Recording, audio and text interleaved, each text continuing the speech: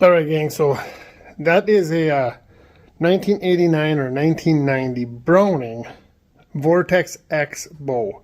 Now that bow has a 45 pound to 70 pound draw weight adjustment. That bow also can be adjusted for draw length from 27 inches to 30 inches. So right now it's stripped down. That's the way I bought it. I've got some stuff that I picked up online. We're going to dress this thing up. Alright, gang, so there's that Browning bow. What I did is I got on eBay and found a sight and a drop away, brand name Allen, and they're vintage as well, so I'm hoping they're somewhat time period correct. And I'm going to put a chart up showing what I paid for the bow sight, the arrow rest, the stubby stabilizer, and then the wrist strap. So you can see how prices of all of them. But we're going to go ahead and get all this stuff assembled on this bow and throw some arrows through it, see what we got. Alright, gang. Well, it's time to start putting some stuff on this bow. See what we can do with this thing. I've already got these cut open, so I'm not going to struggle with them on camera opening them up. We've got the sight.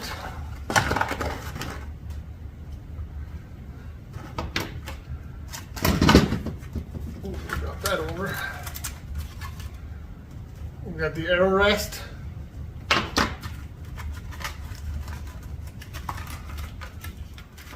That's the screw for the arrow rest. Alrighty.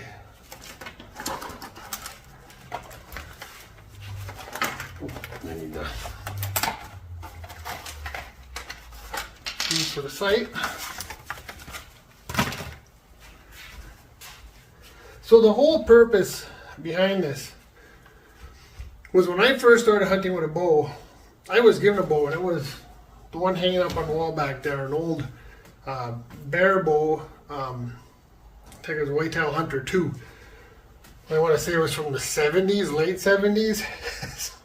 An old bow. But I started shooting archery when I was 18 years old. And that's what I started off with. It didn't cost me anything, it was given to me. My second bow was also given to me.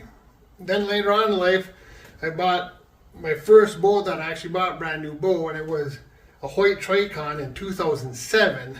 And I'm going to say that thing was right around $1,200 when I bought it.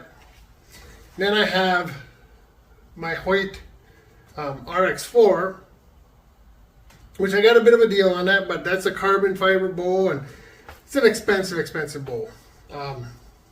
That's my hunting bow, and then I have a Bowtech. I forget which one it is. Jeez Louise. I don't remember what it is. I'll put it on the screen, my Bowtech bow. That's my target bow, and that's a fairly pricey bow as well. I got a deal on that one. I actually bought that one used, so I got a nice deal on it. But I believe that one sell for like, I think around $1,300 to $1,500. So one of the things I want to do was see if I could find a bow relatively inexpensive. I picked this bow up for $10 at the secondhand store. So I had $10 in it there. The sight, I don't remember what I have in for price. I'll put it up on the screen so you can see what I paid for that. It wasn't very much. And this is also a vintage sight.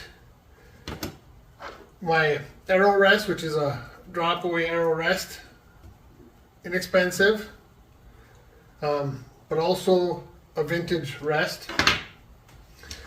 Then I got a wrist strap, and to hold the wrist strap on, just a stubby stabilizer. And all of these were really inexpensive. I'll get a picture with total price, what I have into this bow.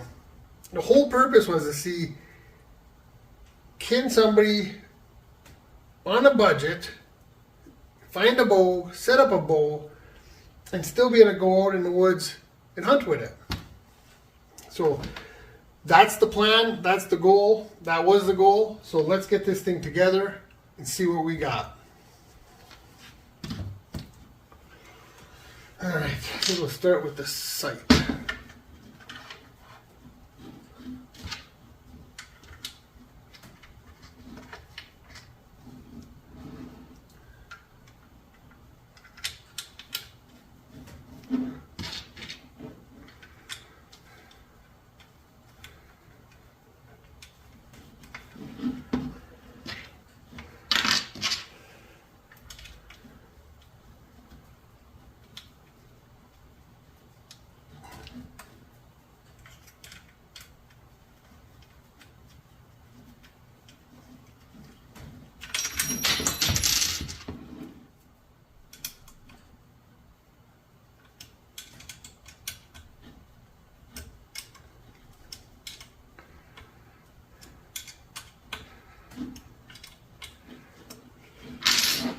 All right, let's do the rest next, I guess.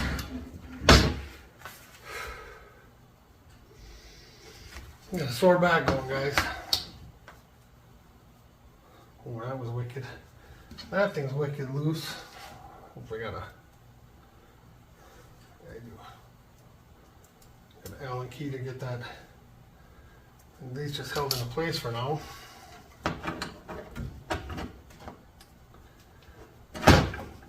Now this thing has several holes to pick from. I'm going to take the very, very last hole. Why am I taking the last hole? I don't know. I don't really have a reason for it. That's just what I'm going to take.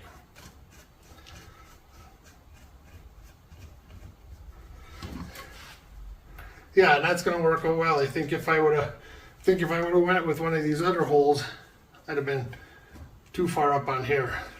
So, okay. Let's go ahead and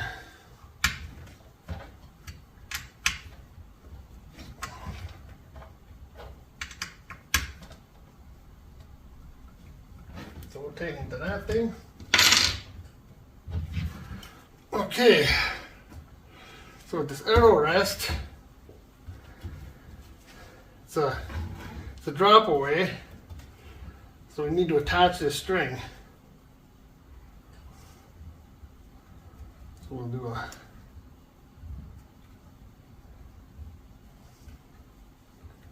couple loops there. Get over there. Come back across. Do it almost like a prusik.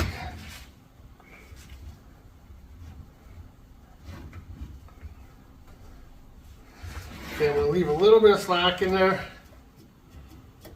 but it should pull that all the way up. We'll see when we get this thing all together.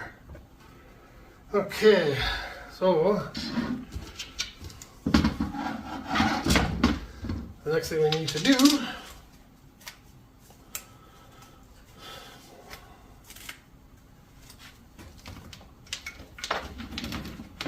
get a wrist strap on here.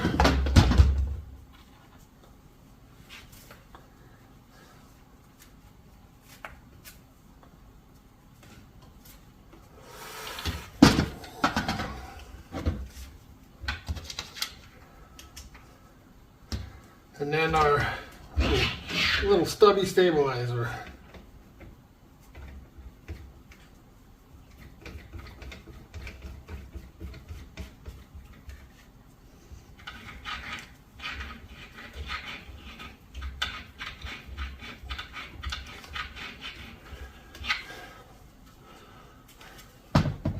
All right, now it's set up. See that drop away the string. When you draw the string back, this will pull on this little lever here and bring that up. So that'll be that. All right, now I just got to sight it in, and I'm not gonna record sighting this thing in. It's it could take a little while. It could take a lot of arrows, and I don't want to put you through that torture, but I'll bring you back once we have this thing kind of dialed in. All right, gang, so we got this bow pretty much dialed in. Only got 10 yards I can shoot in my basement. But let's see what we got. It's looking pretty good though. I am shooting a smidgen high. And I've got this sight. The sight body itself as high as I can get it. I've got the top pin as high as I can put it. So, yeah, at 10 yards, that's the best I can do. Left and right looks good, center is just a smidgen high.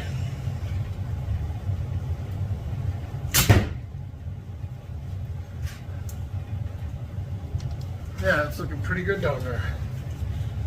Looking pretty good down there.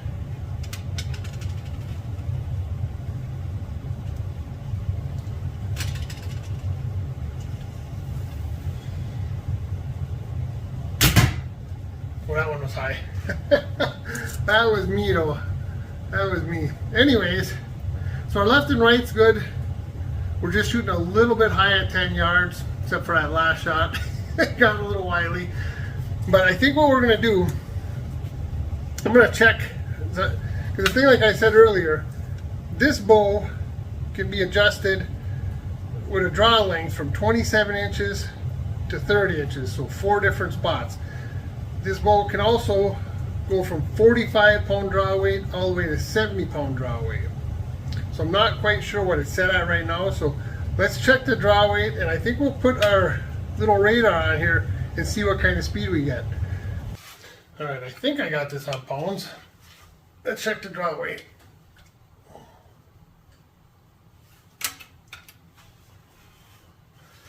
$55.8.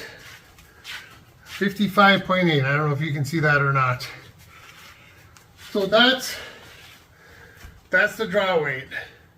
That's definitely good enough to kill a deer. In the state of Michigan, I think you got to have, I think it's 40 pound draw weight to legally kill a deer. So, all right, well, let's check arrow speed, see what that shows.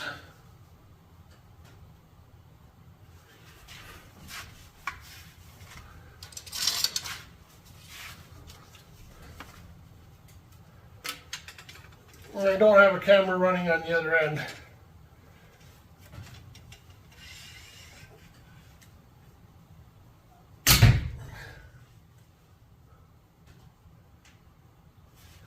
$179. $179, I don't know if...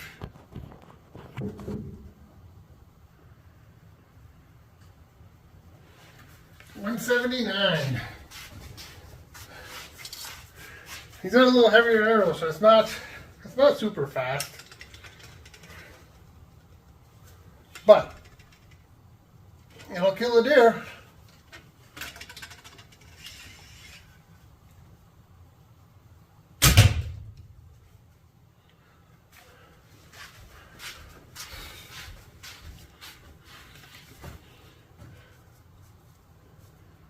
$177 on that one.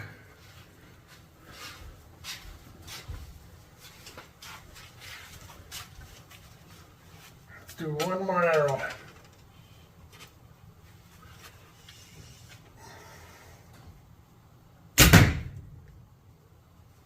Oh, I forgot to reset it. Sorry about that, guys. Forgot to reset it.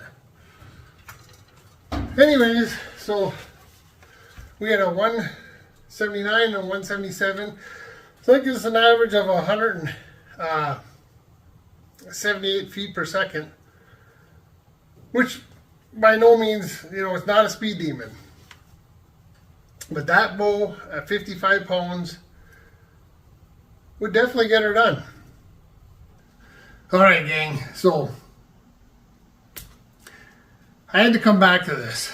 When I was finishing up, actually, I was on my outro after we got done shooting. One of the things I was saying was I couldn't get exactly, I was still shooting high. And when you're shooting your arrows, if you're high or left or low or whatever, you want to bring your pin to whatever direction the arrow is. So if you're shooting high, you want to bring your pin up. If you're shooting to the right or to the left, whichever way, you move towards the direction of where your arrow is, and that helps bring it back in. So anyways, like I had said, I was maxed out as far as bringing the whole sight up. I was maxed out as far as bringing the pin up, and I was still shooting high. And I was sitting there thinking about what the heck is going on. And then I started thinking about it a little further, and I remembered that when I picked up this bow, we did not have an arrow rest on it, and it looks like somebody had been shooting off this platform right here. So these arrow nocks were down quite a bit. So what I did was I raised the arrow nock points, raised them up a little bit, and that brought my arrow directly into when I'm shooting. Like I said, in my basement I can only shoot 10 yards, but the top pin now is set at 10 yards, and it hits right on the spot now. So just had to do nock point adjustment, had to raise them up to allow to match the raise of coming off the table here with a drop away. So that was all I needed to do. Pretty simple. I don't know why I was stumped with it earlier, but had me stumped. Anyways, yeah, and then the other thing is I do not have a peep sight on here, which is fine. I prefer a peep sight. I have a peep sight on all my other bows. So when you draw back, you look through your peep and then you look to your pin.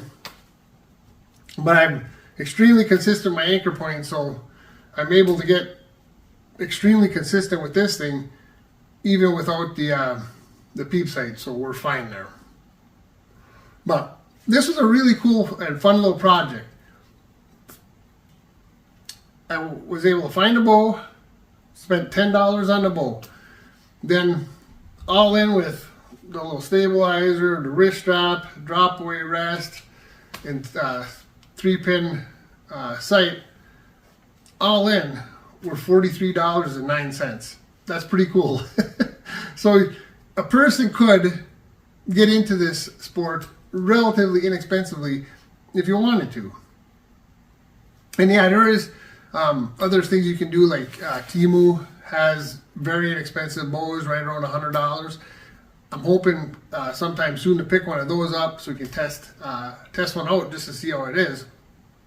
But other than that, you can go to Walmart or some of these bigger chain stores and pick up archery equipment for probably $300 to $500 with a full setup and pretty decent equipment. But I wanted to see how inexpensive, how cheap I could get a bow and set it up, and would it be capable of doing what you needed to do. And this whole Browning, it definitely is capable. So yeah, it was just a really fun little project. I really enjoyed it. So anyways, we'll see you guys on the next one.